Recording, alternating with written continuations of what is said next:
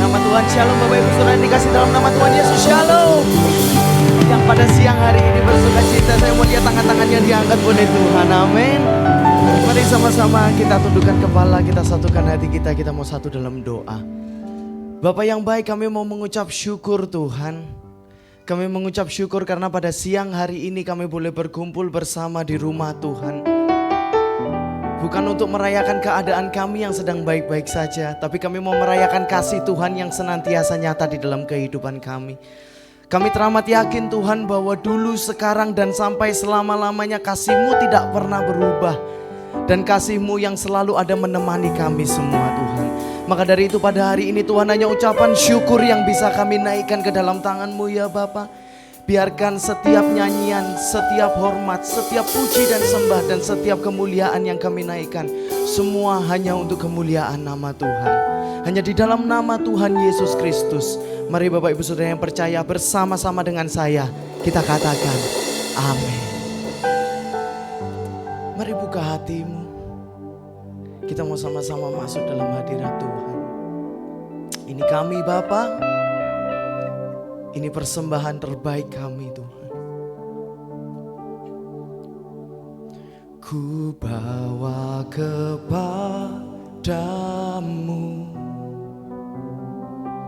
oh Tuhan, persembahanku ini. Ku ingin Engkau menerima korban syukurku melalui pujian.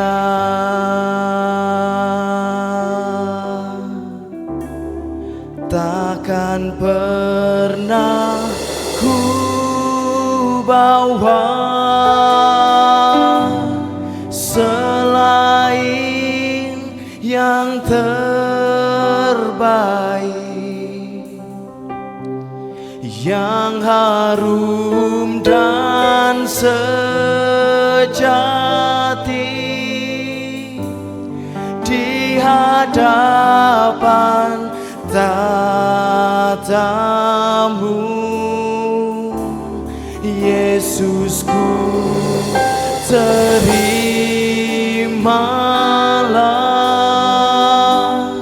korban syukurku ini, yang mengalir di hatiku sebagai penyembahanku. Mari sama-sama. Ku bawa kepadamu, oh Tuhan, ini persembahan kami, oh Tuhan. Amin. Persembahanku ini, ku ingin Engkau menerima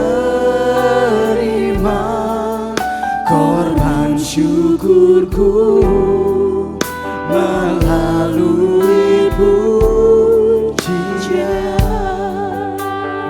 Boleh sekali lagi sama-sama katakan, ku bawa kepadamu, ku bawa kepadamu, oh Tuhan Yesus, oh Tuhan, persembahanku, persembahanku ini. Ku ingin Engkau, ku ingin Engkau menerima korban syukurku melalui pujian. Kedua tanganmu sama-sama.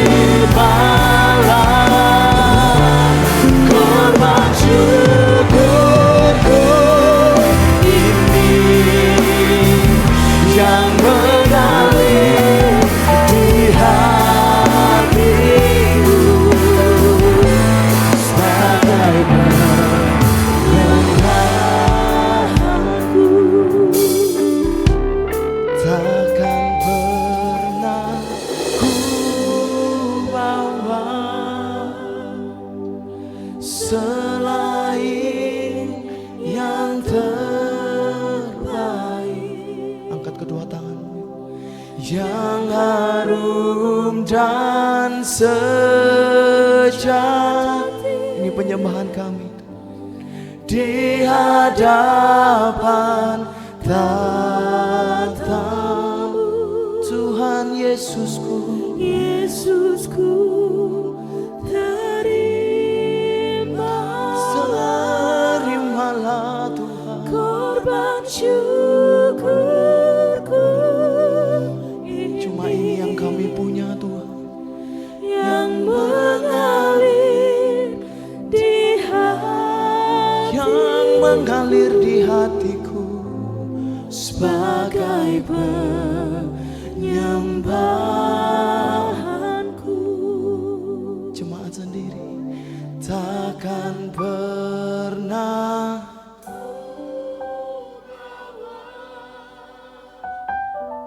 selain yang terbaik, yang harum dan sejati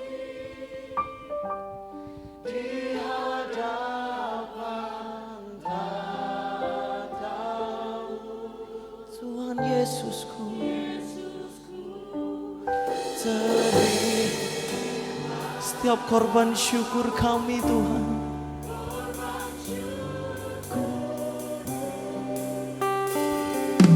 Sama-sama yang mengalir di hati sebagai penyembahanku. Mari saya dan kita semua bangun berdiri bersama, nyanyikan takkan pernah ku bawa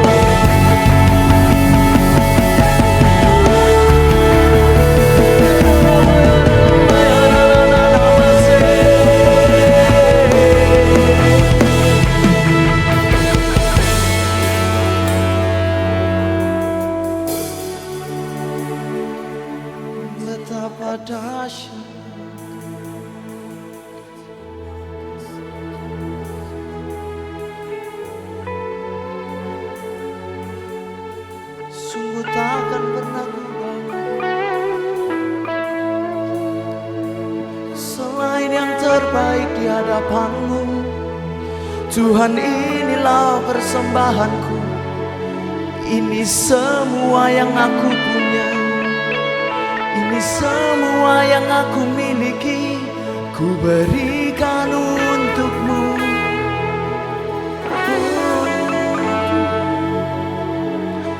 Bapa yang baik, Engkau Bapa yang hebat, Engkau Bapa yang dahsyat.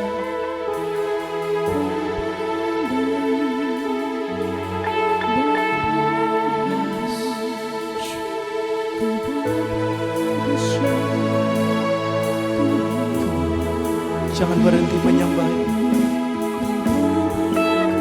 Penuhi ruangan ini dengan suara sembahmu buat Tuhan. Saya minta setiap dari kita gak ada yang berhenti menyembah pada saat ini. Penuhi ruangan ini dengan suara sembahmu, dengan ucapan syukurmu buat Tuhan. Katakan thank you Tuhan. Terima kasih Tuhan untuk segala kebaikan-Mu.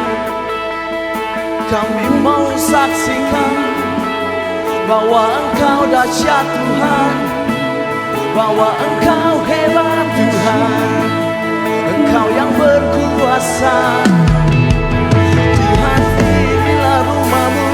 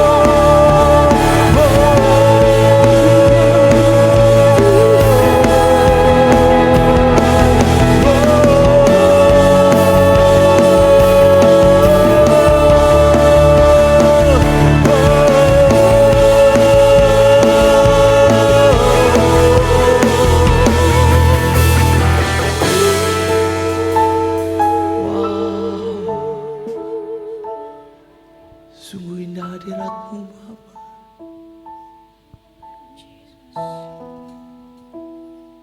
Sungguh indah Tuhan, dahsyat Tuhan. Yes.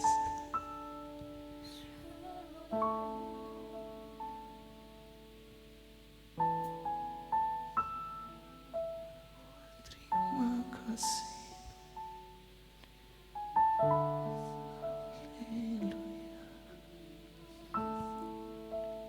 Boleh saya minta kita semua angkat kedua tangan kita di hadapan Tuhan. Sama-sama. Jadikan aku indah yang Kau pandang mulia, seturut karya-Mu di dalam hidupku. Ajarku berharap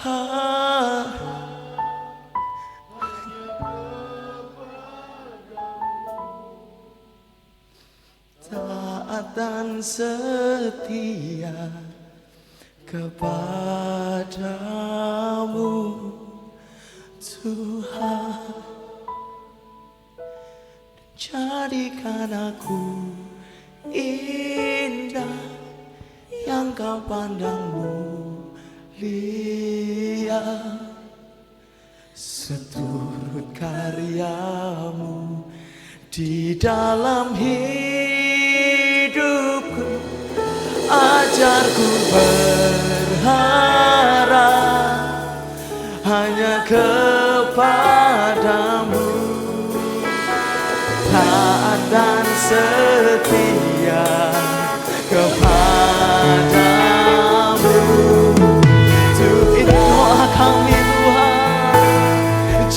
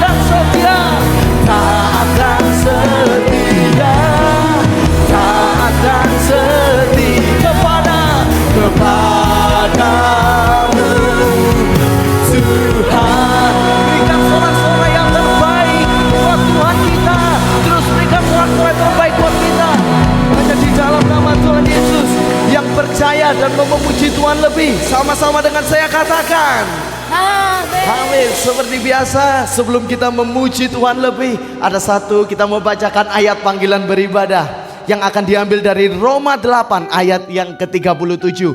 Pastikan saat kita membacanya, telinga kita mendengar suara kita sendiri. Amin. Mari kita sama-sama baca ayat ini. 1, 2, 3. Tetapi dalam semuanya itu kita lebih daripada orang-orang yang menang oleh Dia yang telah mengasihi kita. Sekali lagi saya minta sorak-sorai kemuliaan yang terbaik buat Tuhan. Come on music.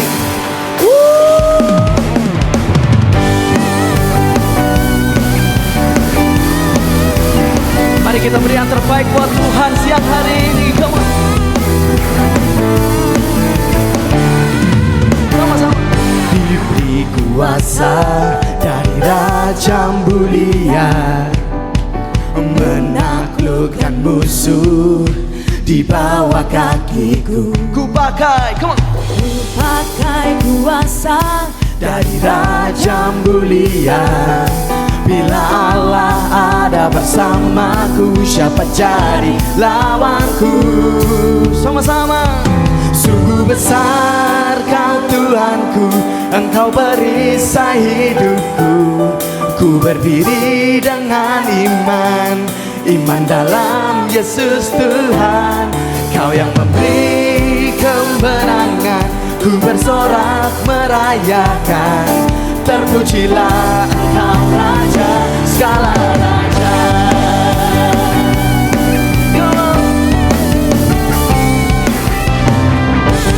Diberi kuasa dan Raja Mulia, menaklukkan setiap musuh, menaklukkan musuh di bawah kaki. Ku pakai kuasa dan Raja Mulia, bila Allah ada bersamaku, siapa bila Allah ada bersamaku, bila Allah ada bersamaku.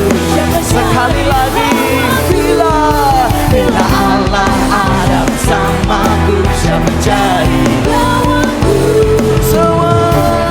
Sungguh besar Kau Tuhanku, Engkau perisai hidupku.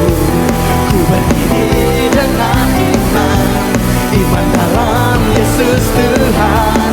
Kau yang memberi kemenangan, ku bersorak merayakan. Terpujilah Engkau Raja segala raja. Biarkan musik memuji Tuhan. Come on. Mantap, dapat tepuk tangan di atas kepala semuanya. Amin. Come on.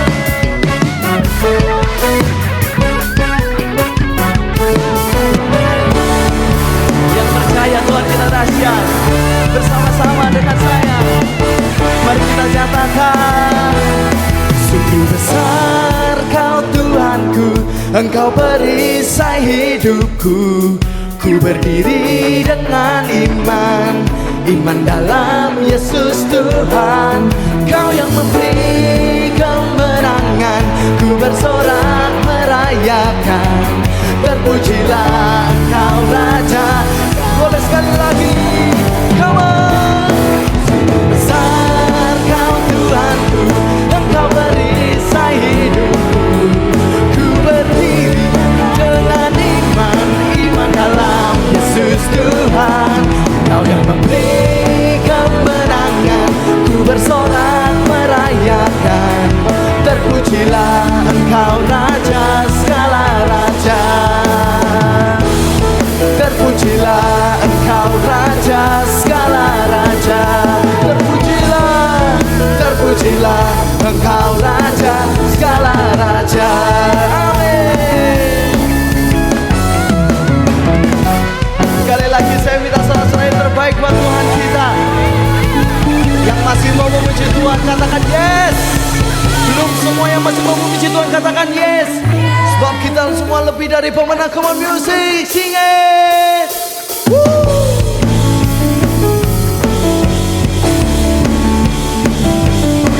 Kami mengucap syukur Tuhan, karena pada siang hari ini kami boleh bilang bahwa kami semua adalah anak-anak Tuhan. Bahkan gak cuma anak biasa, tapi anak-anak kesayangan Tuhan.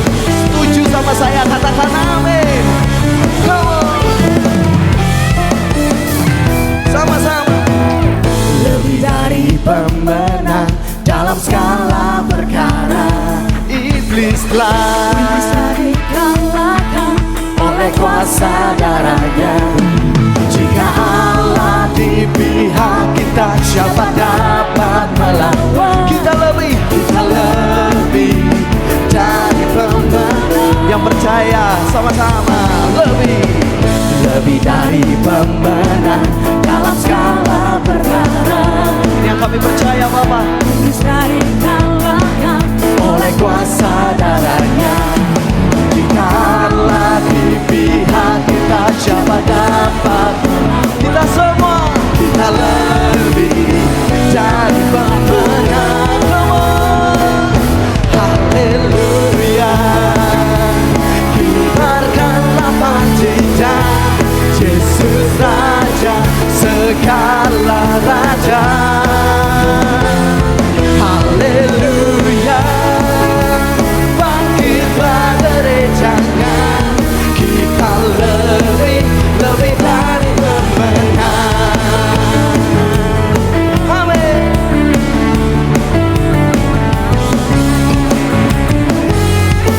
Yang kau lakuin sama-sama, dari pemenang dalam segala perkara.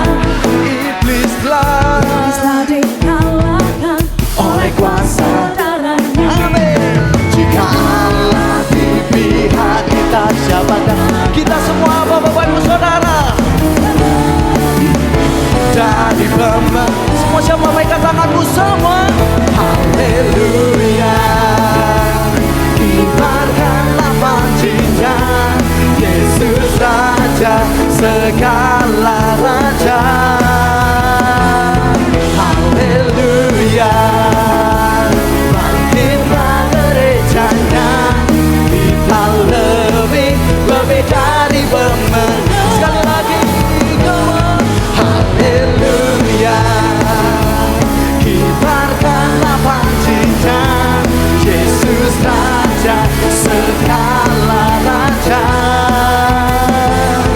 Haleluya, bangkitlah gerejanya, kita lebih dari musik kembali memuji Tuhan. Oh, kita semua lebih dari pemenang.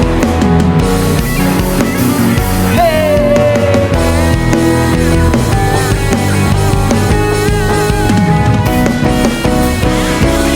Yang percaya bisa mau lihat tangan-tangannya diangkat buat Tuhan sama-sama. Yuk kita katakan haleluya.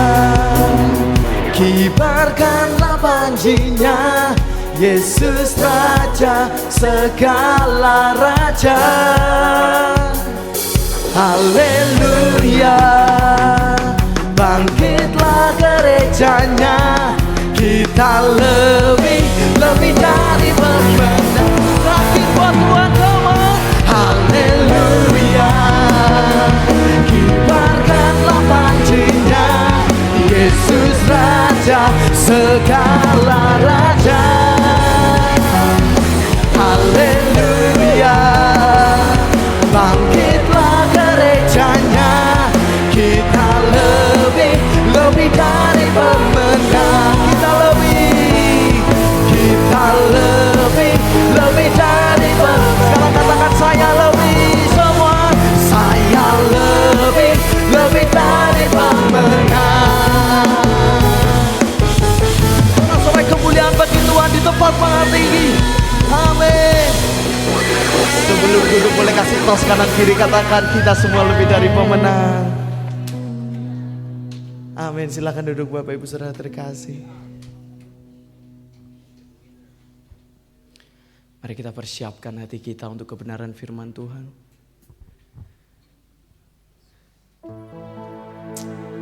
Thank you Tuhan.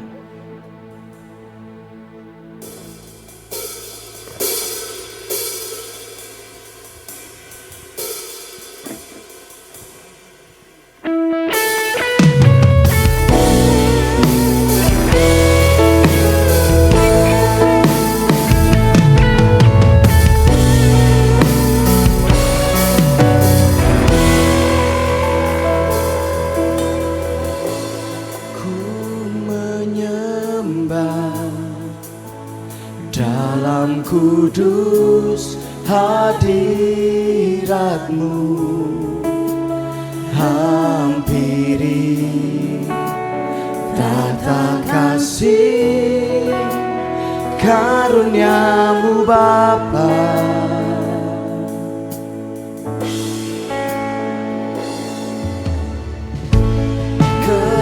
Kekuatanku hanya dalam hadirat-Mu, Yesusku.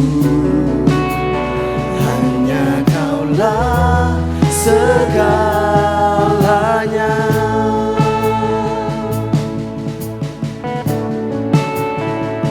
Ku yakin Kau hadir di sini, ku rasakan kuasa yang tak terbatas.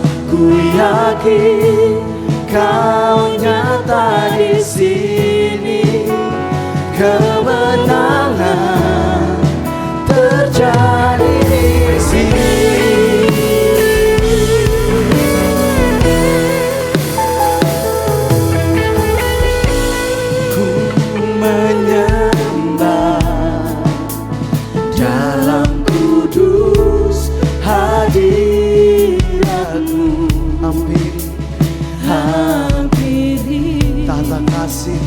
Tata kasih karunia-Mu Bapa.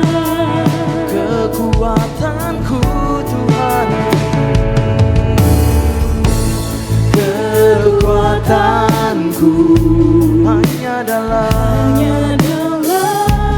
hadirat-Mu, Tuhan Yesusku. Hanya Kaulah segalanya. Mari yang percaya kedua tangan sama-sama nyatakan.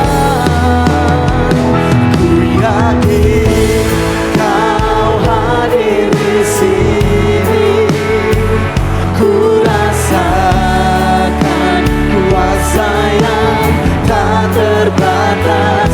Ku yakin Kau nyata di sini, kemenangan terjadi di sini. Ku yakin Kau hadir di sini, Kau rasakan kuasa yang tak terbatas. Ku yakin Kau nyata di sini, kemenangan terjadi di sini. Boleh sekali lagi saya dan kita semua berdiri bersama, sama-sama nyanyikan. Ku yakin Kau hadir di sini, kami rasakan kuasa yang tak terbatas. Ku yakin Kau nyata di sini, sungguh kemenangan terjadi di sini. Menyembah. Ku yakin Kau hadir di sini, ku rasakan kuasa yang tak terbatas. Ku yakin Kau nyata di sini, kemenangan terjadi. Kesembuhan, kesembuhan terjadi. Pemulihan, pemulihan terjadi di sini.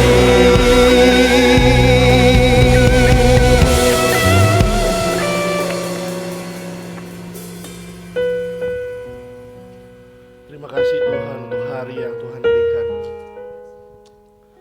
Thank you Lord for today. Terima kasih untuk keadaan kami, apapun keadaan kami saat ini Tuhan. Kami datang ke hadirat-Mu, kami datang ke rumah-Mu Tuhan. Ini bukan tentang kami, ini bukan tentang siapa-siapa Tuhan. Ini tentang Engkau. Bukan kami merindukan berkat, bukan kami merindukan jawaban, bukan kami merindukan apapun juga Tuhan. Tapi yang kami rindukan pribadi-Mu Yesus. Allah yang hidup, yang begitu mengasihi kami Tuhan. Terima kasih Tuhan untuk segala sesuatunya. Sebentar kami akan mendengarkan sebagian daripada firman-Mu. Berbicaralah, sampaikanlah isi hati-Mu kepada kami Tuhan. Karena kami rindu mendengarkannya Tuhan. Kami buka hati kami buka telinga kami buka pikiran kami untuk ditaburi oleh kebenaran firman-Mu Tuhan. Biar kiranya Engkau sendiri yang berbicara atas setiap kami. Pakai hamba-Mu yang tidak berguna ini, yang hanya berguna saat Tuhan menggunakannya. Basahi lidah bibir hamba-Mu, biar hanya perkataan daripada Kristus sendiri yang keluar dari lidah bibir hamba-Mu Tuhan. Kami siap mendengarkan firman-Mu pada hari ini. Di dalam nama Yesus kami berdoa ucap syukur, haleluya, amin. Shalom. Ini mujizat ini. Mujizatnya adalah suara saya tiba-tiba hilang. Jadi bukannya hilang terus ada, mujizatnya ada tadi hilang tiba-tiba. Mungkin karena Vincent terlalu semangat, saya ikut hilang suaranya. Oke, shalom semuanya. Gak apa-apa ya suaranya agak-agak tipis-tipis begini. Baru pertama kali juga nih khotbah dengan suara yang kayak gini. Oke, selama Tuhan izinkan gak ada masalah. Yang penting bisa dimengerti. Oke, amin. Oke, tampilin slide-nya. Yang pertama, oke. Saya ada gambar ini. Dan seperti kebiasaan di Fun Church, sebuah khotbah dimulai dengan sebuah pertanyaan. Jadi saya juga mau bertanya sama sidang jemaat yang ada hari ini. Dari gambar yang Bapak Ibu lihat di depan, apa yang timbul di pikiran mengenai gambar ini? Ada yang boleh menjawab? Sedang membangun. Oke, karena ada yang belum jadi, ada yang udah jadi. Apalagi? Proyek regency. Oke, nanti kita akan tahu benar regency atau bukan, karena ada. Ada lagi? Satu lagi. Hah? Longsor. Oke, wah mata imannya beda memang kalau hamba Tuhan ya. Bisa melihat longsor. Oke, tolong diputar videonya.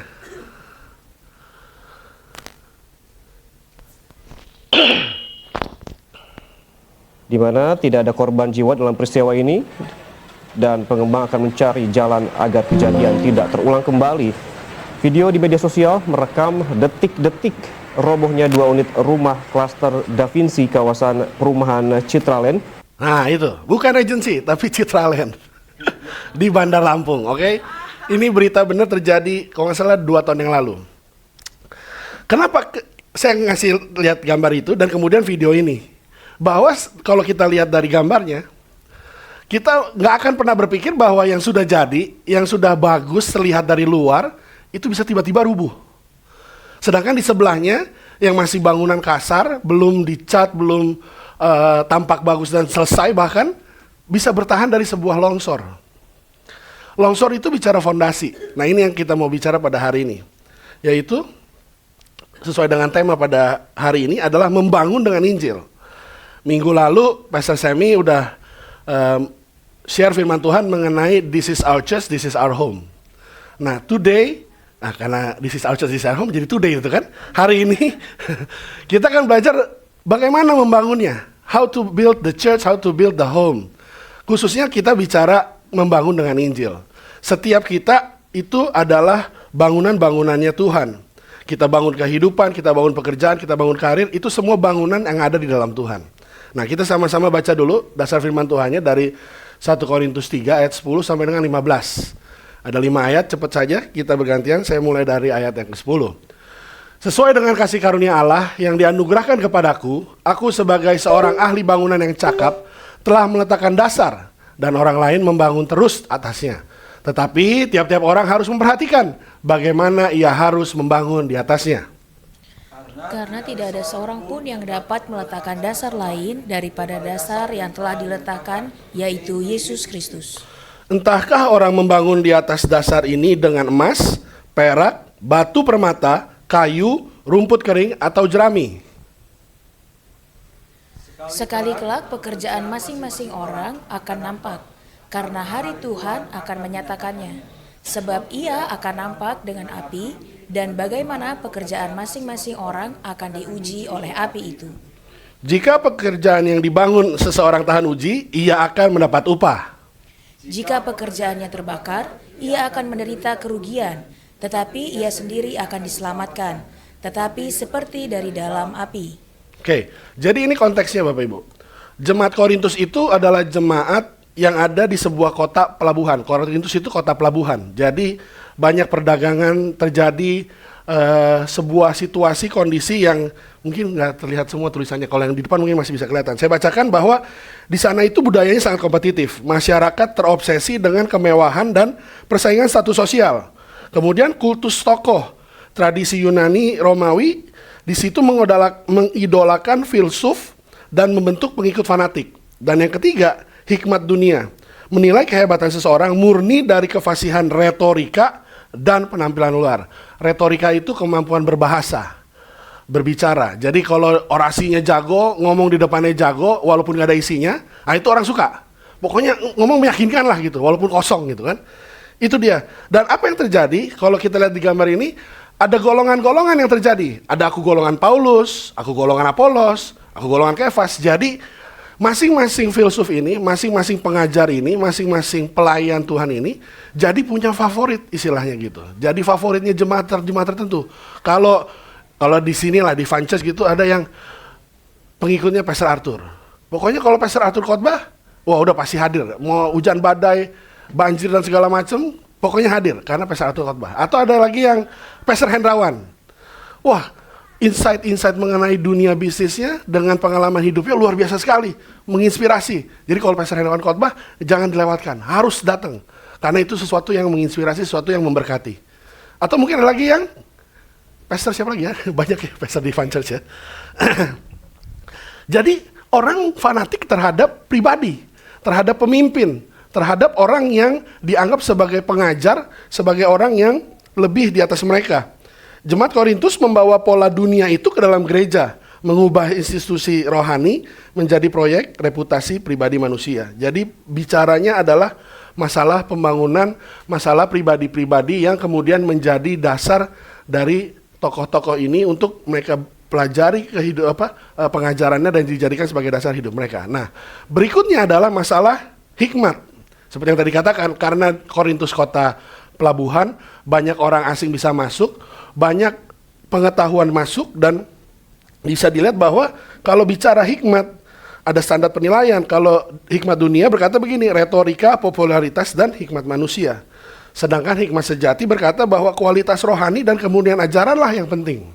Apalagi, secara fokus utama, penampilan luar dan seberapa cepat seseorang menjadi terkenal. Itu juga terjadi di tempat kita kan.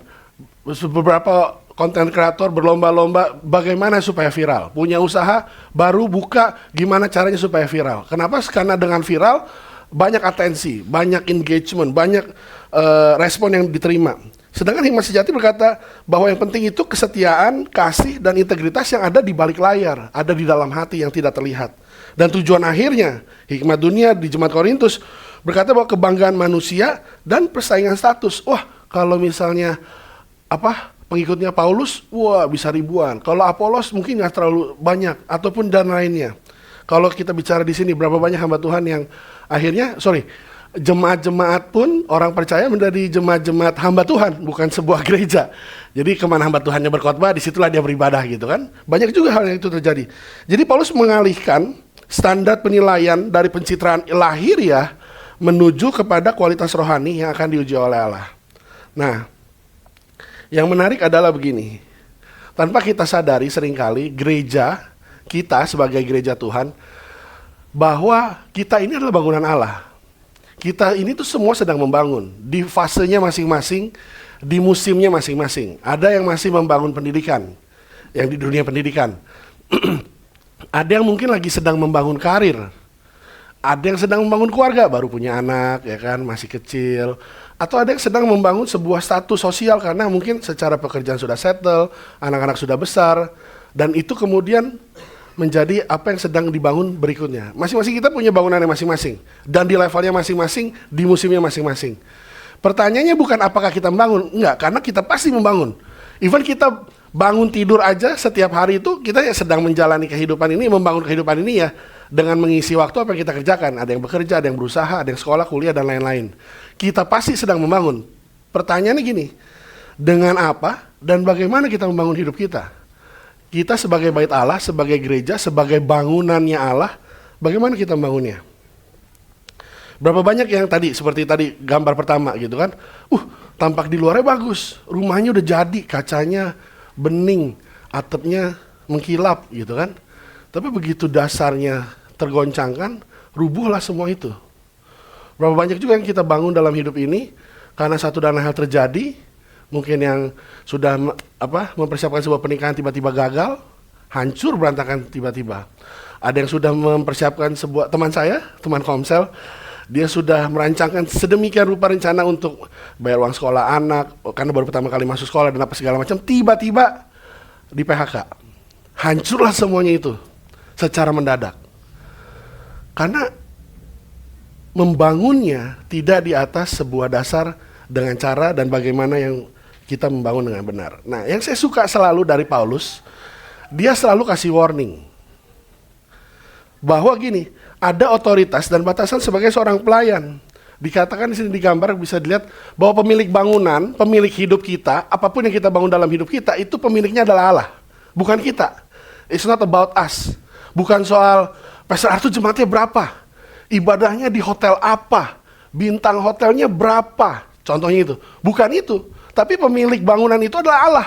Dialah yang mengevaluasi dan akan menguji seluruh bangunan. He's the owner, not us. Kita itu pengelola, steward. Makanya kemudian Paulus dikatakan ahli bangunan di ayat yang ke-10. Saya bacakan gini. Sesuai dengan kasih karunia Allah yang dianugerahkan kepadaku, aku sebagai seorang ahli bangunan yang cakap. Nah, ahli bangunan yang cakap, canggih bisa pindah sendiri. Ahli bangunan yang cakap diterjemahkan sebagai arsitek utama. Paulus menegaskan otoritasnya, namun membatasi dirinya murni hanya sebagai pekerja, bukan pemilik. Berapa sering dari kita, waktu kita bangun suatu, kita langsung ownership-nya tinggi banget gitu kan. Bangun pekerjaan, bangun bisnis, pokoknya ini punya gua. Kalau berhasil gua akan bahagia, gua akan senang, gua akan terkenal, gua akan, semua tentang gua, semua tentang saya. Because kenapa? Karena kita merasa kita pemiliknya, kita ownernya. Dan sebagai owner pastilah wajar kalau memiliki sebuah rasa kebanggaan dan betapa kita memperjuangkan supaya apa yang kita bangun itu bisa menjadi sesuatu yang berhasil. Dikatakan bahwa ahli bangunan itu hanya pekerja, bukan pemilik. Ini yang diingatkan kepada kita di awal, sebelum kita membangun segala sesuatu, ingatkan diri kita. We are not the owner. Ada yang mungkin pindah kota dari Surabaya ke Jakarta untuk membangun sesuatu. Ingatlah bahwa bukan milik kita, itu milik Tuhan. Kita hanya pekerja. Nah, kita masuk kepada hal kebenaran pertama yang Paulus sampaikan, yaitu Injil adalah satu-satunya fondasi. Bisa dilihat di sini bahwa apapun bangunan yang kita bangun di atasnya, entah itu pelayanan, keluarga, karir, fondasi tunggalnya hanya Yesus Kristus. Dikatakan gini, fondasi dalam terjemahan aslinya, Paulus memakai pernyataan absolut. Tidak seorang pun dapat dan tidak ada alternatif lain. Tidak ada seorang pun yang dapat meletakkan dasar lain daripada dasar yang telah diletakkan, yaitu Yesus Kristus. Nah, jadi bisa dilihat bahwa fondasi tunggalnya itu adalah Yesus Kristus. Dan itu non-negotiable. Gak bisa ditawar. Hanya satu-satunya dasar yang ada adalah Yesus Kristus. Injil itu mengenai Kristus, itulah dasarnya. Kita mau bangun apa di atasnya? Kita mau bangun pelayanan, harus Injil dasarnya, harus Kristus dasarnya. Mau bangun keluarga, harus Injil dasarnya, harus Kristus dasarnya. Bangun karir, bangun gereja, Fun Church, 5 Mei 2025. Nah, bagus banget. 24, sorry. Ya, udah tahun kedua soalnya. Harus didasari oleh Kristus. Bukan karena Pastor Arthur tiba-tiba ngapain ya, kayaknya boleh bangun gereja nih. Terus ketemu Pastor Hendrawan, ketemu Pastor Gayus, bangun gereja yuk, ayo kayaknya boleh juga ya. Iya boleh ya. Terus kemudian cari tempat gitu, terus dapat hotel episode. Enggak, hotel episode itu bahkan di awal, kalau Bapak Ibu belum tahu ceritanya, itu sebuah mujizat. Itu benar-benar sebuah berkat yang datang daripada Tuhan. Kita nggak nyari hotel episode yang nyari kita. Bayangin coba. Tapi nanti aja bayangin ya, karena kita lagi khotbah. Lanjut, berarti fondasi itu satu-satunya. Nah, ya nggak apa-apa, next. Jadi pertanyaan gini, di atas apa hidup kita dibangun hari ini? Apakah di atas uang dan keamanan finansial tadi nabung terus, saldo dibanyakin digedein karena makin banyak saldonya makin tenang hidup ini. Apapun yang terjadi selama saldo masih ada aman. Mau Pertamax 25.000, Pertalite dari 10.000 naik 20.000, Pertadex nggak ada masalah karena bisa ganti elektrik maksudnya gitu. Ganti Darion misalnya gitu kan, atau Gili X2, itu realita itu. Jadi apakah dibangun dengan apa? Popularitas dan pelayanan, karir dan bisnis, koneksi manusia. Bisnis bisa jatuh, tiba-tiba bisa tutup karena COVID dan segala macam. Usaha bisa kesehatan bisa terganggu, tiba-tiba sakit nih. Buktinya bukan ilustrasi nih, ini benar kejadian yang saya bilang. Tiba-tiba lagi di situ lagi nyanyi itu, hilang. Tes gitu. Ini saya ada suaranya nyanyi gitu. Gimana khotbah ntar? Udahlah. Konduktor yang jadi bagusnya ada sound system gitu kan. Jadi ya bisa berubah dengan sedemikian rupa. Yohanes Kristosomus berkata gini, Paulus meruntuhkan kesombongan manusia supaya jemaat berhenti membanggakan pemimpin dan kembali kepada Kristus. Pemimpin di sini bisa bicara diri kita sendiri. Kita berasa kita memperlakukan diri kita tidak hanya sebagai pemilik, tapi juga sebagai pemimpin.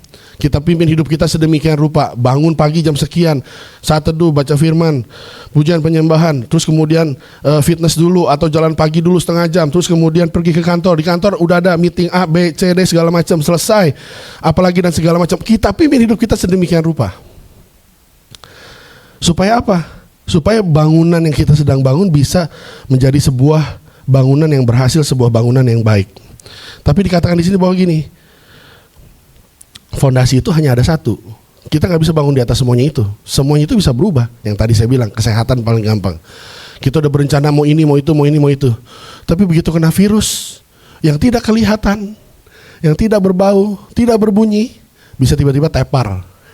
Teman saya nggak ketahuan sakitnya apa, tapi bukan ketahuan sakitnya apa. Jadi waktu awal tiba-tiba nggak enak badan aja, tiba-tiba demam, terus kemudian segar, demam lagi, terus kemudian buang-buang air, sampai akhirnya dirawat. Padahal udah berencana segala macam dalam pekerjaannya, mau pergi keluar kota, mau dinas, kemudian ada tagihan yang mesti dilakukan dan segala macam, tapi bisa bubar begitu saja, bisa batal begitu saja. Salah satunya karena kesehatan memang tidak bisa diandalkan. Kita bangunan hidup kita, pelayanan, keluarga dan segala macam tidak bisa didasari oleh dasar yang lain selain kepada Kristus, Sang Injil itu.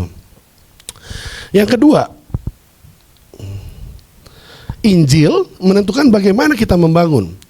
Setelah dasarnya clear, fondasinya clear adalah Injil, Kristus itu yang sudah mati di atas kayu salib untuk menebus dosa kita. And then next, what? Berikutnya apa? Bagaimana kita membangun? Di sini dikatakan gini, hendaklah kamu memperhatikan, waspadalah. Nah, ini sesuatu yang menarik. Tiap-tiap orang harus memperhatikan bagaimana ia harus membangun di atasnya. Dikatakan gini, present imperatif ini perintah yang harus dilakukan terus menerus. Maknanya adalah gini, bukan sekedar melihat secara visual, oke, lagi lihat misalnya tadi secara bangunan rumah kita lihat secara visual, oke, temboknya miring, tolong dilurusin. Oke, keramiknya nggak rata, tolong diratain. Nggak cuma sekedar hal-hal seperti itu yang dilihat secara visual, tapi begini, memperhatikan dengan tingkat keseriusan dan kewaspadaan tinggi bahwa ini sesuatu yang penting. Bagaimana kita membangun nggak bisa asal-asalan. Bisa bayangin kalau kalian membangun rumah deh gitu. Tadi pagi Pastor Jen share mengenai bagaimana dia membangun rumahnya. Dari sebuah renovasi kemudian pergantian atap dan segala macam, itu diperhatikan dengan sedemikian rupa. Kenapa? Karena itu penting. Rumah tempat mereka tinggal, kalau suatu saat terjadi, which is waktu itu pernah dengar kejadiannya, cerita rumahnya Yuyu, ambrol itu. Plafon itu bisa ambrol gitu kan, dan sesuatu itu. Bagaimana kalau ada kita yang lagi tidur di dalamnya, ada anak yang tidur di dalamnya, dan hal-hal lain gitu kan. Penting sekali, waspada itu sangat penting. Dan firman Tuhan mengingatkan, waspadalah, perhatikanlah dengan seksama. Fondasi sudah sempurna, tapi bagaimana kita membangun di atasnya menentukan apakah bangunan itu akan bertahan atau runtuh. Pelayanan Kristen tidak menciptakan dasar baru, melainkan meneruskan proses konstruksi. Apa yang sudah ditaruh sebagai dasar firman, Kristus, Injil, itu nggak cuma sekedar jadi dasar Bapak Ibu.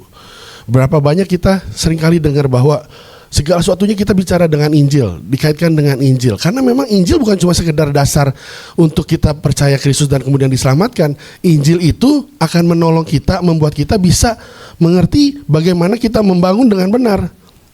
Ada beberapa material yang disebutkan oleh Paulus. Nah, ada emas, ada perak, ada batu mulia.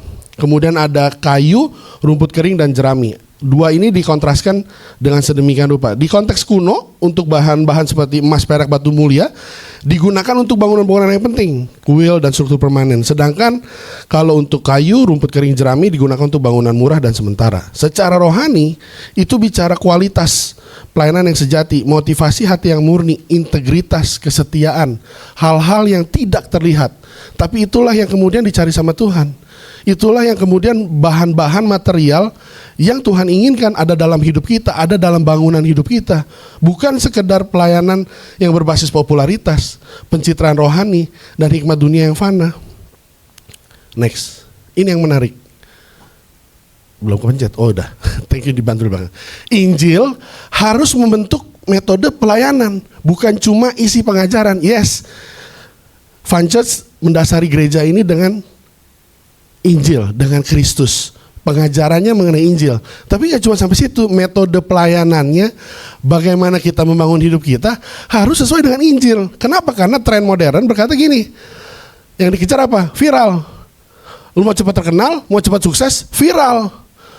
Buka restoran, bikin viral, entah apapun caranya, gitu kan. Begitu viral, terkenal. Apalagi yang dilakukan? Cepat terkenal, kemudian pencitraan rohani. Kita yang melayani di dunia pelayanan, ya ini banyak nih, kita bicara dunia pelayanan gitu kan. Yang berkhotbah termasuk saya. Apakah ya cuma keren waktu di mimbar doang? Terus begitu di rumah, dalam pergaulan sehari-hari, tidak mencerminkan Kristus. Tidak berbicara mengenai firman Tuhan yang menjadi dasar. Membangun kehidupan tidak dengan cara-cara yang benar. Dan yang terakhir dikatakan apa? Berbasis popularitas. Berapa banyak kita ingin populer? Makanya Instagram, sosial media semakin lama semakin banyak. Dan terus update. Dari zaman Friendster, yang tahu cuma berapa orang. Terus kemudian Facebook, Instagram, TikTok, ya kan? Nanti nggak tahu ada apa lagi. Toktik atau dan lainnya. Itu karena terus bergerak. Twitter yang udah nggak ini jadi thread. Wah, dari yang burung biru jadi mungkin kayak sayangin sama itu kali ya, Traveloka ya, karena biru juga dan bentuknya kayak burung. Ini nggak ada urusan ya, tadi potong aja.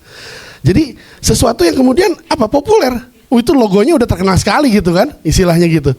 Dan kita coba apa ya, coba kita pakai dan akhirnya itu merupakan satu bahan-bahan yang cepat terbakar kalau di slide yang sebelumnya, bahwa secara rohani bukan itu yang Tuhan cari. Tapi metode Injil apa? Kita lihat yang pertama, penuh kasih. Adakah kita mengasihi dalam kita melayani? Adakah kasih yang kita ekspresikan dalam setiap pertemuan orang-orang yang kita temui setiap harinya? Entah itu istri, suami, karyawan, teman sekerja, bos, dan lain-lainnya. Berikutnya apa? Integritas dan kesetiaan. Apakah kita kerja benar, kerja on time, kerja bagus, kerja jujur? Kalau dilihat ada CCTV-nya gitu kan. Kalau kita sekarang suka ada stiker, tempat ini diawasi oleh CCTV, langsung hidup benar gitu kan, lempeng lah jalannya gitu kan, nggak buang sampah sembarangan gitu kan, nggak bertindak yang aneh-aneh gitu. Kenapa? Ada CCTV. Apakah itu integritas dan kesetiaan jadi sebuah alat, sebuah tindakan yang dilakukan hanya kalau misalnya ada yang mengawasi? Berikutnya apa? Pengorbanan. Berapa banyak dari kita justru ngorbanin orang lain? Bukan kita berkorban untuk orang lain, justru kita ngorbanin orang lain. Daripada saya mendingan dia aja yang rugi. Daripada saya mendingan dia aja yang namanya jelek. Daripada saya mendingan dia aja yang mengalami hal-hal yang tidak enak. Semuanya diserahkan kepada orang lain, bukan kepada kita. Kita yang perlu berkorban. Kenapa? Karena kita terlebih dahulu diberikan contoh bagaimana Yesus berkorban di atas kayu salib untuk menebus dosa kita. Yang berikutnya apa? Kerendahan hati. Berapa banyak dari kita masih memiliki kerendahan hati? Karena apa? Karena pujian itu sangat gampang. Likes itu sangat gampang. Kita posting sesuatu langsung likes-nya banyak. Kita posting sesuatu yang komen banyak, muji-muji dan segala macam. Wah, apakah masih bisa tetap rendah hati dengan keadaan itu? Dan apakah itu yang kita cari setiap harinya? Pokoknya segala sesuatu ditata sedemikian rupa gitu kan. Makan walaupun di tempat biasa tapi diatur seestetik mungkin gitu kan, disusun makanan, minuman, backgroundnya jangan sampai apa segala macam, terus kita foto. Wah, makan siang. Cie. Atau kalau yang dinner gitu kan.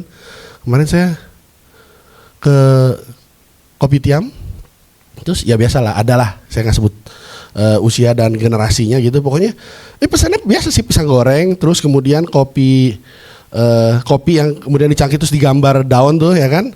Wah, saya kebetulan meja sebelah, jadi kan iseng aja gitu ya. Saya lihat gitu kan. Terus saya lihat jam nih.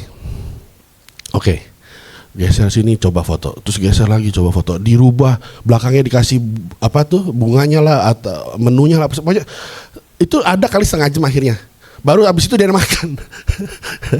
Oke, ya sudahlah, biarkanlah itu. Mungkin waktunya sangat banyak gitu, bisa dihabiskan dengan sedemikian rupa gitu kan.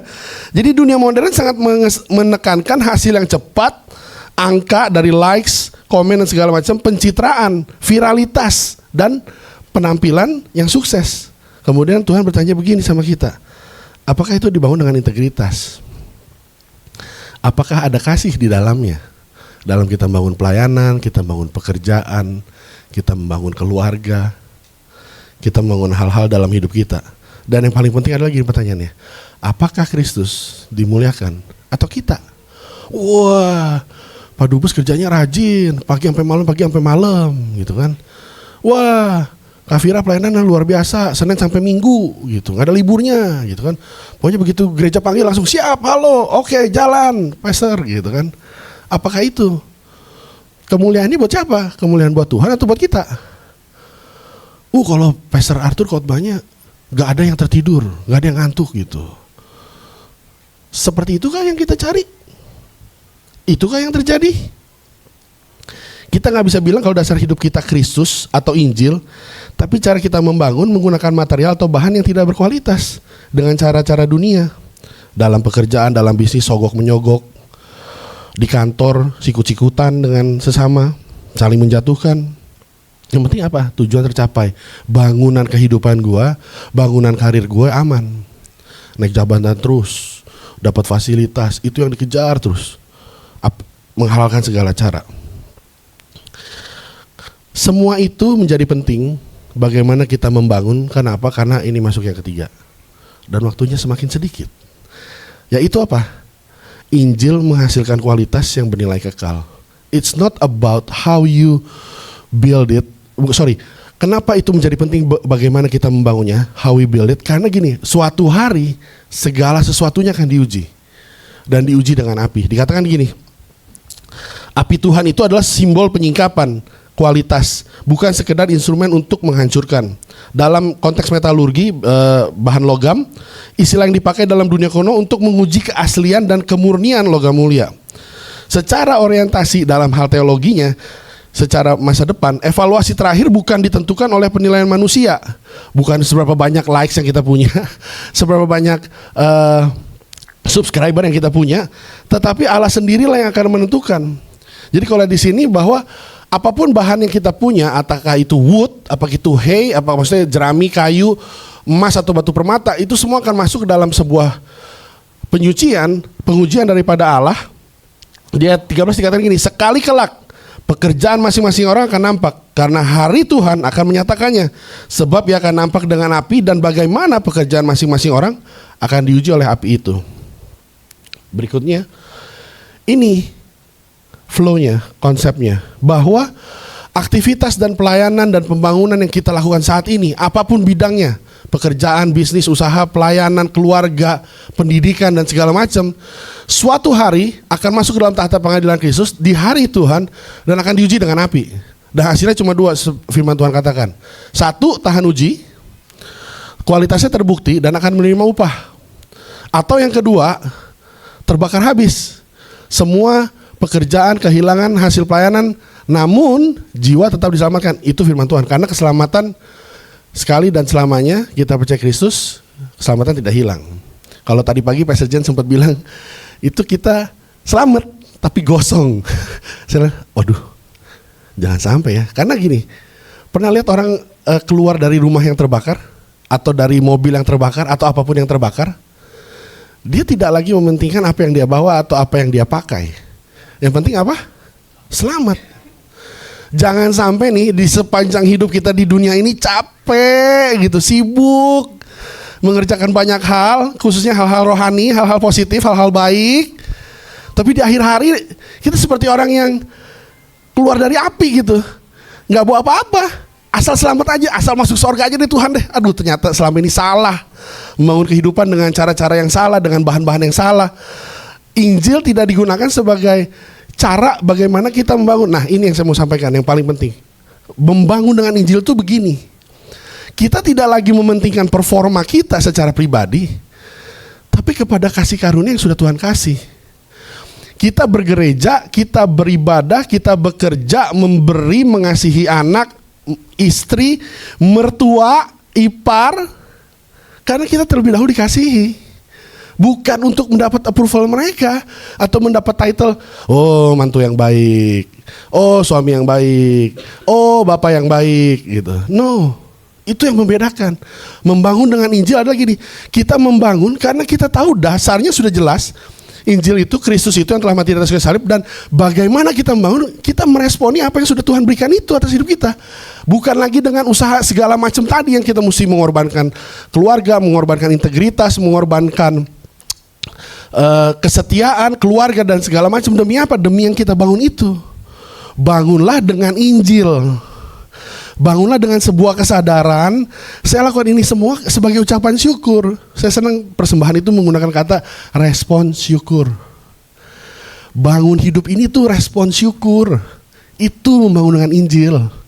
Itu cara yang benar. Bukan dengan usaha yang apa ya istilahnya, based on performa. Itu suatu kata yang bagus banget gitu. Based on performa. Yang melayani gak pernah telat. Latihan selalu on time. Ke kantor on time. Kerja sebaik-baiknya. Dan segala macam. Segala sesuatu dikorbankan. No.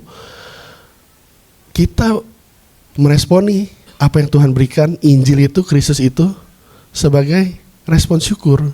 Itu cara kita membangun. Sudah mau menjelang akhir. Aktivitas rohani tidak sama dengan kualitas rohani. Dikatakan gini, dalam budaya yang terobsesi dengan kecepatan dan pencitraan, kita sering terpukau dengan kesibukan rohani yang belum tentu berkualitas rohani.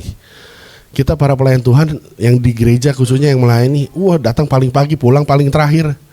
Rohani banget, sibuk banget, lounge gitu, semua Pastor Arthur khususnya. Semua jemaat disalamin, semua jemaat ditanya apa kabar dan segala macam. Sibuk gitu kan, puji Tuhan. Dan semua jemaat senang diperhatikan oleh gembalanya.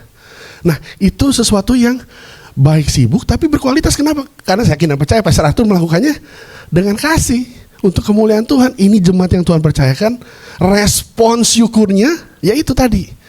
Jadi bukan saya nyamperin Pak Erik, saya nyamperin Pak Edi, saya nyamperin Pak Dubes supaya apa? Supaya mereka betah di gereja. Oh iya, soalnya gembalanya peduli, gembalanya care, nanya kabar dan segala macam. Enggak, itu respons syukur. That's how we build the ministry. Bagaimana kita membangun. Tuhan tidak melihat seberapa besar bangunan yang kita dirikan di mata manusia. Tuhan melihat motivasi. Tuhan melihat kemurnian dan kesetiaan di balik hal-hal yang gak kelihatan. Yang tahu semua itu kan kita sama Tuhan. Kita tersenyum sama orang-orang tertentu, kita tidak tersenyum sama orang-orang tertentu. Yang tahu siapa? Tuhan. Oh, kita bisa berdalih gitu kan waktu ditegur, lu kenapa gak senyum, kenapa lu gak salamin. Kita bisa, gak kelihatan atau apapun. Tapi kan Tuhan tahu kita sebel sama dia, kita gak suka sama dia. Dia mungkin apa? Lebih keren, lebih cakep, lebih ganteng. Atau mungkin dia minjem duit belum bayar gitu kan. Atau apa. Kita ketemu berbagai macam orang. Dan hati ini seringkali mudah sekali untuk menjadi menjadi hati yang kotor, hati yang mudah terbakar, tidak murni. Salah satu quote yang bagus adalah ini, dunia memuji yang besar, mega church semua dipuji-puji, perusahaan besar semua dipuji-puji. Tapi apa yang Tuhan lihat? Tuhan mencari kesetiaan. Sudahkah kita setia sama Tuhan?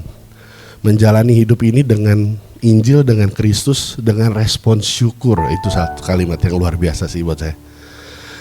Dunia melihat luar, hasil luar, tapi Tuhan melihat kualitas yang kekal. Sehingga pertanyaannya begini, bagaimana Anda membangun hari ini? Fondasi hidup apakah ada di atas Kristus atau masih dari performa hidup kita? Saya punya skill Tuhan, saya punya gelar S2 Tuhan, saya punya pengalaman 10 tahun di bidang produksi Tuhan. Masa iya? Gak bisa Tuhan. Atau kita bersyukur, Tuhan kasih pendidikan, Tuhan kasih pengalaman, respon syukur. Hati, motivasinya apa semua itu? Dan masih bisakah kita terus rendah hati dalam kita membangun? Mungkin semakin bagus orang mulai lihat, mulai menghargai. Oh iya ya, dulu dia mungkin biasa-biasa, sekarang mulai diberkati Tuhan dan segala macam. Tetapkah bisa rendah hati bahwa itu semua karena Tuhan? Atau mulai, iya dong, lihat dong, semua karena saya. Yang lain tidur saya kerja, ya kan? Yang lain ke gereja saya kerja, yang lain apa lagi? Yang lain ngapain saya kerja terus. Makanya hidup saya diberkati, hidup saya penuh dengan harta melimpah. Dalam hal tindakan, bisnis, keluarga, pelayanan, apakah dibangun dengan sebuah integritas atau menghalalkan segala cara? Tipu sana sini, ya kan? Dan lain-lainnya yang tadi saya bilang, nggak perlu diulang. Kata istri saya, kamu khotbah jangan suka ngulang-ulang gitu. Terima kasih my wife. Berikutnya, jika hidup Anda diuji hari ini sama Tuhan, apa yang masih bertahan? Karakter kalian kah? Iman kah? Keluarga kah? Integritas kah? Pelayanan kah? Atau malah gak ada yang bertahan semua? Habis lenyap dan keluar gosong, kata Pastor Jane tadi. Lucu banget itu. Buat kita, bukan buat kita, buat saya. Buat saya mikir, iya Tuhan, jangan sampai suatu hari nanti pada saatnya gitu, saya cuma keluar sebagai orang yang gosong. Udah melayani, udah ini, udah itu. Capek buat Tuhan, istilah kasarnya gitu, capek buat Tuhan. Ternyata cuma selamat doang. Gosong lagi istilahnya gitu. Di akhir hidup yang bernilai kekal bukanlah seberapa terkenal, seberapa kaya, warna apa McLaren lo, atau sibuknya kita. Tetapi apakah hidup kita dibangun dengan Injil Kristus? Respon syukur tadi paling mudah untuk membahasakan bagaimana kita membangun dengan Injil. Gereja dan kehidupan kita bukanlah proyek manusia untuk membangun reputasi pribadi. Ini adalah bangunan Allah. Kristus adalah dasarnya, dan kiranya hidup kita menjadi persembahan yang memuliakannya. Dasarnya jelas Kristus tadi, dasarnya jelas Injil. Bagaimana kita membangun dengan Injil, dengan Kristus juga, dengan respon syukur atas segala sesuatu yang kita bangun. Kita bisa S2, puji Tuhan, itu respon syukur. Kita bisa buka usaha, itu respon syukur kita sama Tuhan. Kita kelola dengan baik, karyawan diperlakukan dengan baik, disejahterakan, jangan diperes sedemikian rupa gitu. Curhatan karyawan. Atau kalau anak CBD budak korporat gitu kan. Jangan seperti itu. Jadilah bos-bos yang mengasihi Tuhan, mengasihi karyawannya. Integritas itu penting. Sehingga pada tiba kesimpulan bahwa gini, membangun dengan Injil, yang pertama, kita membangun di atas fondasi Kristus. Membangun dengan Injil itu adalah membangun dengan kualitas. Kualitasnya apa? Respon syukur. Segala sesuatu yang kita lakukan karena kita meresponi dengan syukur yang kita terima atas segala sesuatu yang Tuhan lakukan terlebih dahulu atas kita. Dan yang terakhir apa? Membangun untuk kekekalan. Jangan sampai segala sesuatu yang kita lakukan sepanjang hidup di dalam dunia ini gitu kan, gereja, melayani, berkorban, memberi dan segala macam, ujungnya selamat. Iya selamat, itu udah pasti, fix, clear. Tapi gosong, gak bawa apa-apa, gak terima upah dari Tuhan. Walaupun bukan itu yang menjadi tujuan kita. Dan ditutup dengan gini, bangunlah untuk kekekalan. Mari kita tundukkan kepala dan kita masuk dalam hadirat Tuhan. Ambil waktu untuk kita merefleksikan setiap hidup kita masing-masing saat ini. Berdoa kepada Roh Kudus untuk menyingkapkan apa yang menjadi bangunan dasar, apa yang menjadi dasar dari setiap bangunan yang kita bangun pada saat hari ini, di musim yang Tuhan izinkan dalam hidup kita. Mungkin kita yang sedang membangun pendidikan, Mungkin kita sedang membangun sebuah karir, kita membangun sebuah usaha bisnis, atau sedang membangun sebuah hubungan untuk memasuki sebuah pernikahan, menjadi sebuah keluarga. Atau Tuhan baru percayakan anak untuk kemudian kita menjadi orang tua, membangun anak kita. Apakah semua yang Tuhan izinkan untuk kita bangun, kita dasari dengan Kristus, dengan Injil? Pertanyaan kedua berikutnya lagi nih, bagaimana kita membangunnya? Apakah kita terus menggunakan performa hidup kita, kepintaran kita, kemampuan kita, skill kita, uang kita, segala sesuatunya, mengejar terus dan mengorbankan hal-hal yang bersifat kekekalan? Apakah engkau melakukannya dengan kasih? Apakah ada integritas dalam segala hal yang kamu lakukan dalam membangun hal-hal itu, dalam pelayanan? Jangan sampai kita sibuk terlihat rohani, tapi gak punya kualitas rohani di dalamnya. Apa yang sedang saya bangun dan bagaimana saya membangunnya? Ingatlah bahwa segala sesuatu akan tiba di harinya Tuhan dan akan diuji. Bangunlah dengan respons syukur, bangunlah dengan nilai-nilai kekekalan, dengan kasih, integritas, kesetiaan, kerendahan hati. Semua kita lakukan, semua itu biar menjadi sebuah persembahan yang harum, sebuah dupa yang memuliakan nama Tuhan. Bukan demi kepentingan diri sendiri, nama baik, keluarga yang semakin sejahtera, nyaman dan segala sesuatu. No, kemuliaan hanya bagi Tuhan. Kita bukan pemilik dari setiap bangunan yang kita bangun. Kita hanyalah pengelola. Yang milik adalah Tuhan. Dia yang sudah mati di atas kayu salib menebus semua dosa sekalian kita. Dialah pemilik hidup kita dan semua bangunan yang kita bangun dalam hidup kita. Terima kasih Tuhan untuk hari ini. Terima kasih untuk firman-Mu Tuhan yang mengingatkan kami bahwa kami perlu membangun hidup kami dengan Injil. Bahwa itu yang terpenting Tuhan. Kami memiliki fondasi yang benar, Kristus yang sudah mati di atas kayu salib menebus semua dosa kesalahan kami. Dan bagaimana kami membangunnya? Kami membangunnya juga dengan Injil Kristus, dengan respons syukur atas apa yang sudah Tuhan kerjakan. Dan biarlah segala sesuatu yang kami bangun suatu hari nanti di hadapan tahta pengadilan Tuhan bisa keluar sebagai sesuatu yang mulia, sesuatu yang bernilai kekal, dan kami menerima upah yang datang daripada Tuhan. Bukan itu tujuan kami, bukan itu yang menjadi motivasi kami, tapi kami tahu bahwa yang terbaik sudah Tuhan sediakan. Bagian kami adalah mengerjakannya. Terima kasih Tuhan untuk firman-Mu pada siang hari ini. Kami yakin dan percaya Tuhan, Roh Kudus Kau berbicara lebih lagi atas setiap pribadi kami. Tilik hati kami Tuhan.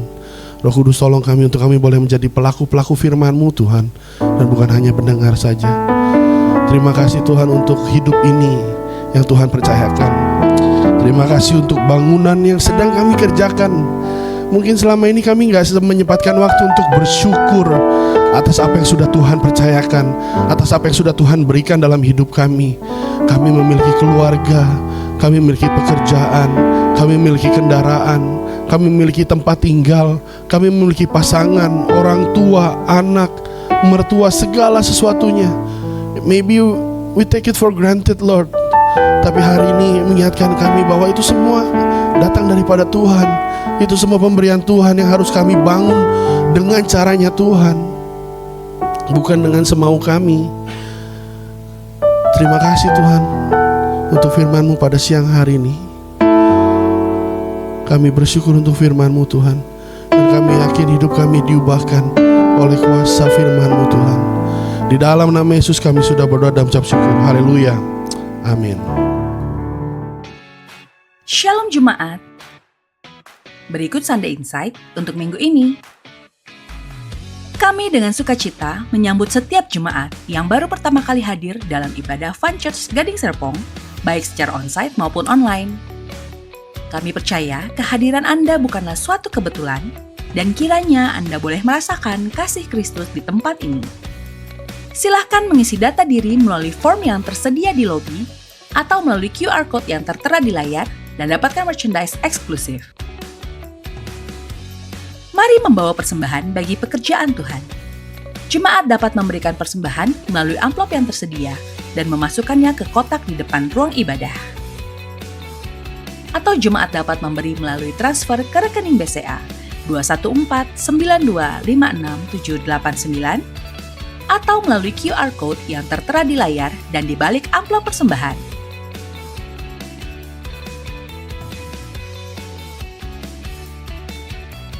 Kiranya pemberian kita merupakan respon syukur atas anugerah dan keselamatan yang kita terima di dalam Kristus. Mari memberi dengan penuh sukacita. Mari terus bertumbuh dalam firman Tuhan. Ibadah Raya Minggu 24 Mei 2026 akan diadakan dalam 2 sesi. Ibadah pertama pukul 8.30 pagi akan dilayani oleh Pastor Desire Rampengan. Ibadah kedua pukul 10.30 pagi akan dilayani oleh Pastor Maria Evinta. Kedua ibadah akan mengangkat tema dihidupkan oleh Roh untuk misi. Ibadah juga dapat diikuti secara online melalui YouTube channel Fun Church Gading Serpong. Kiranya setiap firman Tuhan yang kita dengar terus membentuk hidup kita menjadi serupa dengan Kristus. Firman Tuhan juga menjadi dasar pertumbuhan rohani bagi anak-anak dan remaja. Minggu tanggal 24 Mei pukul 10.30 pagi, ibadah Unlimited Kids untuk anak berusia 1 hingga 11 tahun akan belajar firman Tuhan dengan tema Don't Be Afraid. Di jam yang sama, ibadah Unlimited Teens untuk anak usia 12 hingga 16 tahun dengan tema Not the End. Mari mendukung pertumbuhan rohani anak-anak melalui doa dan ibadah. Gereja akan mengadakan kegiatan Outing Unlimited Kids dengan tema Family Adventure Day pada hari Sabtu 30 Mei 2026 pukul 8.30 pagi yang bertempat di Scientia Square Park. Jemaat dapat mendaftar ke PIC yang bertugas dengan biaya kontribusi sebesar 100.000 per orang.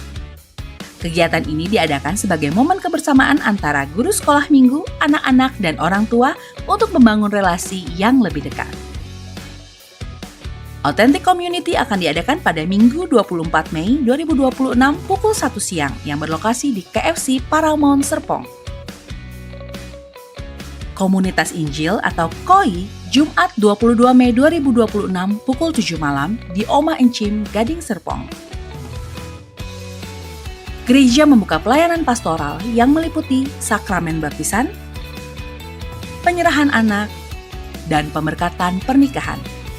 Bagi jemaat yang rindu dilayani, dapat menghubungi sekretariat gereja. Bagi jemaat yang rindu dilayani dan membutuhkan dukungan dalam pergumulan yang sedang dihadapi, gereja rindu untuk berjalan bersama Anda. Silahkan mengisi form doa melalui QR Code yang tertera di layar atau di meja registrasi di lobi. Setiap kita dipanggil untuk menjadi bagian dalam membangun tubuh Kristus. Kami mengundang setiap jemaat untuk terlibat dalam pelayanan di Fun Church Gading Serpong. Bagi jemaat yang rindu melayani di bidang-bidang yang tersedia, silakan menghubungi nomor sekretariat gereja. Tetap terhubung dengan kami melalui WhatsApp gereja di 0819 681 386. Follow akun Instagram gereja @funchurch.gadingserpong serta subscribe YouTube channel Fun Church Gading Serpong untuk mendapatkan informasi terbaru seputar gereja. Sekian Sunday Insight untuk minggu ini. This is our church. This is our home. Menjadi kuat dalam Injil, membangun dengan Injil. Selamat hari Minggu, Tuhan Yesus memberkati. Puji Tuhan diberkati siang hari ini.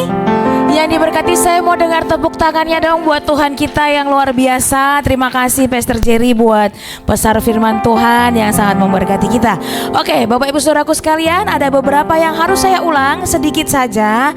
Yang pertama adalah mengingatkan untuk ibadah minggu depan tanggal 24 Mei 2026. Ibadah yang pertama jam 8.30 akan dilayani oleh Pastor Desire Rampengan. Lalu ibadah yang kedua ini agak spesial Bapak Ibu Saudaraku, karena kita akan dilayani oleh tim dari Mission Trip Kalimantan Barat dari Harvest International Theology Seminary. Ya, jadi nanti akan membawakan firman Tuhan oleh Pastor Maria Evinta. Lalu nanti tim musik dan WL, singer, semuanya kita akan dilayani dari Mission Trip Kalimantan Barat. Jadi Bapak Ibu Saudaraku boleh ajak teman-temannya, ajak saudaranya yang mungkin suka lupa gitu ya kalau ada ibadah hari Minggu, atau suka lupa kalau ini hari Minggu, harinya Tuhan mau ke gereja gitu ya, agak lupa gitu kadang-kadang mereka ya. Jadi mungkin bisa sama-sama diingatkan, sama-sama boleh hadir menerima berkat Tuhan di minggu depan. Oke, selanjutnya nah ini adalah acara untuk UK Unlimited Kids. Bapak Ibu Saudaraku, acara ini diadakan untuk bisa semakin erat antara guru-gurunya, anak-anaknya dengan kakak-kakaknya, kakak-kakak kidsnya, maupun juga dengan para orang tua. Jadi kakak-kakak kids juga ingin membangun relasi yang kuat dengan para orang tua sehingga bisa sama-sama berjalan bersama dalam mendidik anak-anak kita, adik-adik kids ini untuk berjalan bersama dengan Tuhan. Acaranya ada di tanggal 30 Mei jam 8.30 pagi. Tempatnya di Scientia Square Park. Nanti Bapak Ibu Saudaraku kalau perlu informasi lebih lanjut, pendaftarannya kemana, biayanya berapa? Oh, biayanya ada 100.000 per orang ya Bapak Ibu Saudaraku. Nanti kalau ada kebingungan kumpulnya di mana, lalu harus seperti apa, nanti bisa menghubungi PIC yang bertugas. Nanti ada Kak Caca di sana atau ada teman-teman UK yang lain bisa langsung bertanya ke sana. Ini penting sekali Bapak Ibu Saudaraku, dan ini pasti sangat menarik untuk anak-anak kita, boleh sama-sama berkumpul, mungkin jalan-jalan di sana, tapi yang pasti tidak hanya jalan-jalan, akan menikmati Injil juga di sana, belajar bersama-sama baik orang tua maupun anak-anak. Lalu itu untuk UK. Lalu untuk persembahan Bapak Ibu Saudaraku seperti biasa, kalau mau memberikan tunai bisa dimasukkan ke dalam amplop. Nanti di luar pintu ibadah di sebelah kanan ada kotaknya, bisa dimasukkan ke dalam situ, atau bisa juga transfer ke BCA 214 925 6789 atas nama GBI Faith Unlimited Church, atau juga bisa scan barcode ada di balik amplop atau juga ada di kotak persembahan. Itu saja pengumuman siang hari ini. Tuhan Yesus memberkati. Puji Tuhan, seperti biasa, kebiasaan gereja seharusnya ini minggu kedua, tapi karena minggu lalu adalah ulang tahun gereja, jadi baru hari ini saya sebagai gembala akan melaporkan tentang kondisi keuangan gereja. Jadi ini jadi kebiasaan kita, karena seperti saya bilang ini tanggung jawab gereja untuk melaporkan supaya Bapak Ibu tahu diapakan saja setiap persembahan dan pemberian saudara untuk gereja ini. Mari tampilkan ya. Persembahan untuk bulan bulan April ya, bulan April adalah 13.965.359 rupiah.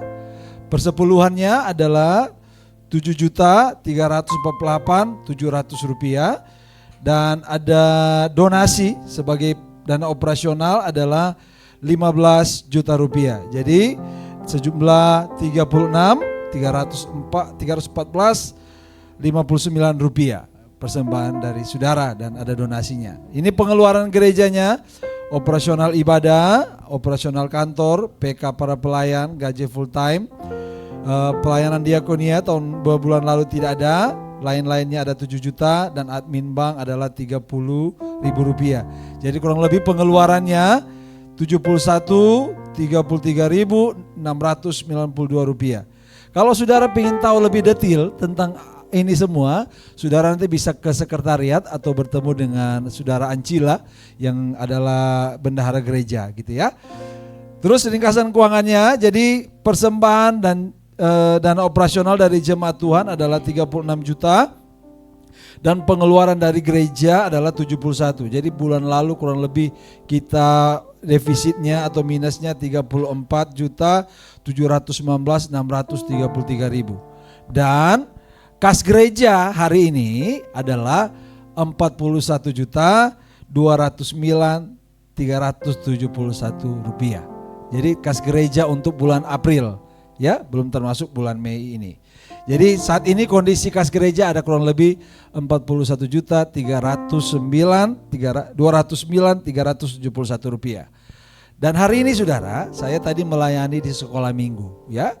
Saya ingin tahu kondisi di lapangan. Saya sudah beberapa kali sempat evaluasi sama teman-teman, tapi tadi saya benar-benar hadir di lapangan. Dan memang kami punya kerinduan dan itu sudah akan dilaksanakan bulan depan, bahwa kita akan pakai salah satu ruangan di sebelah ini ya, ruangan yang panjang itu kita akan pakai. Saya ingin cerita ini supaya saudara tahu bahwa seperti Pastor Jerry bilang bahwa waktu kita dapatkan tempat ini bukan kita yang cari, tapi orang episode yang cari kita sampai kita bisa ada di tempat ini. Dan setiap bulan, setiap kali kita pakai ruangan ini, itu kita harus bayar 3 juta untuk 4 jam. Tapi kita bisa pakai setengah hari ya. Kalau saudara lihat bahkan sampai jam 1, jam 2 pun masih kita santai-santai di sini masih bisa gitu ya. Sebenarnya tahun ini mereka sudah menaikkan biaya sewanya menjadi 5 juta. Tetapi kami coba nego dan berdoa dan bersama tempat itu ya, tempat yang panjang itu yang di ruangan sebelah itu kita akan pakai mulai bulan depan ya. Tapi kayaknya kita harus tanya, apakah minggu depan sudah bisa dipakai? Jadi kita akan tambah lagi gitu ya. Karena situasi anak-anak itu berbeda ketika, ya begitulah anak-anak ya. Dan akhirnya ketika kami obrol, mendoakan, ya, dan negosiasi dengan mereka. Jadi ruangan ini sama plus ruangan itu, mereka cuma kasih 5 juta rupiah. Ya, 5 juta rupiah. Jadi anugerah Tuhan lagi buat kita. Tapi karena 5 juta saya bilang boleh gak satu ruangan lagi ya, supaya anak-anak teens itu bisa di situ gitu ya. Jadi semua lantai 15 ini kita pakai ya. Kita terus berdoa apa cara Tuhan untuk gereja ini. Tapi saya berharap saudara terus mendukung, baik doa apapun yang saudara bisa dukung untuk pekerjaan Tuhan di tempat ini. Mari kita bersama-sama ya. Saya selalu bilang bukan soal tim pastoralnya, tapi kita jalannya sama-sama, bertumbuhnya bersama-sama. Bukan cuma bertumbuh bersama-sama, tapi juga berbuahnya bersama-sama untuk hormat kemuliaan nama Tuhan. Amin. Itu aja ya. Minggu depan akan dilayani oleh untuk ibadah kedua dari tim Harvest International Theological Seminary. Itu lulusan saya dan beberapa tim pastoral di tempat ini. Biasanya setiap tahun sebelum libur panjang, mahasiswa itu akan diutus ke seluruh daerah di Indonesia. Saya nggak tahu tahun ini mereka akan diutus ke berapa daerah. Dan minggu depan yang akan melayani di sini adalah tim dari yang akan diutus ke Kalimantan Barat. Ya, saya pernah diutus di Papua, pernah utus di waktu di Nias waktu mereka gempa. Ya, dan biasanya kalau kami diutus begitu, yang cari dana adalah mahasiswanya sendiri. Gitu ya.